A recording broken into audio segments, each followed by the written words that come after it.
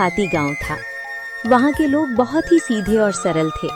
गांव के लोगों का जीवन खेती पर निर्भर था। उसी गांव में मोहन नाम का एक गरीब किसान रहता था। मोहन के परिवार में उसकी बूढ़ी माँ सरस्वती देवी, उसकी पत्नी विमला और उसका 5 साल का बेटा दीपक था। मोहन के पास थोड़ी सी जमीन थी जिसमें वो खेती करके अपने परिवार का पालन पोषण करता था। उगता हुआ सूरज दुनिया के लिए रोशनी लाता है, पर मोहन के लिए ये सिर्फ एक और दिन की जद्दोजहद लेकर आता है।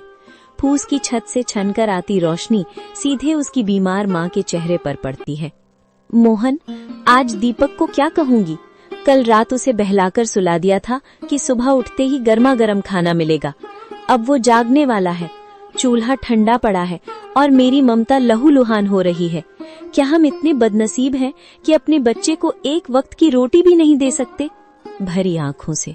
बिमला, तुम्हारी ये खामोश सिसकियां मेरे कलेजे को चीर देती हैं। मैं किसान हूँ, धरती का सीना चीरकर अनाज पैदा करना मेरा काम है, पर आज किस्मत ने मेरा ही सीना चाक कर दिया है।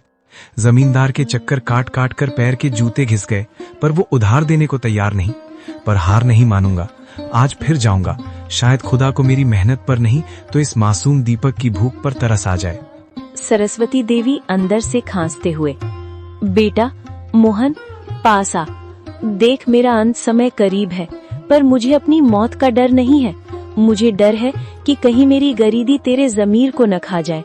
बेटा, भूख बहुत बड़ी चीज है, बड़े बड़ों का ईमान डिगा देती है। पर तू वादा कर, चाहे पेट पीठ से सट जाए, पर कभी किसी का बुरा नहीं करेगा। भगवान की लाठी बेआवाज होती है, पर चोट गहरी करती है। माँ, आपके संस्कार ही मेरी पूंजी है। मैं खाली हाथ लौट सकता हूँ, पर कलंकित हाथ लेकर इस घर में कदम नहीं रखूंगा।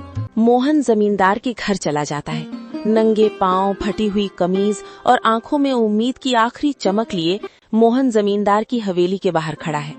सूरज की तपिश उतनी नहीं चुभ रही थी जितनी पेट की भूख और घर में बीमार माँ की कराह चुभ रही थी।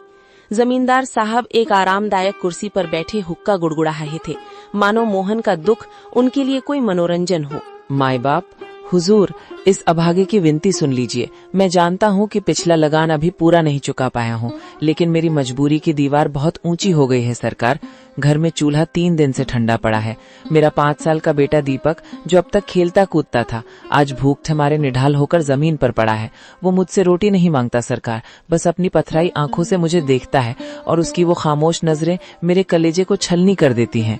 मोहन, ये हवेली जज्बातों से नहीं, हिसाब किताब से चलती है। तेरी माँ बीमार है, तेरा बेटा भूखा है, इसमें मेरा क्या कसूर? पिछली बार भी तूने यही रोना रोया था। ये धरती प्यासी है तो मैं क्या करूं? मुझे अपनी तिजोरी भरनी है, तेरी गरीबी का बोझ नहीं उठाना। हुजूर, आप तो गांव के अन्नदाता हैं। अगर आप ही हाथ खींच लेंगे तो हम जैसे छोटे किसान कहाँ जाएंगे? मुझे बस थोड़े से आलू और मटर के बीज उधार दे दीजिए। मैं दिन को दिन नहीं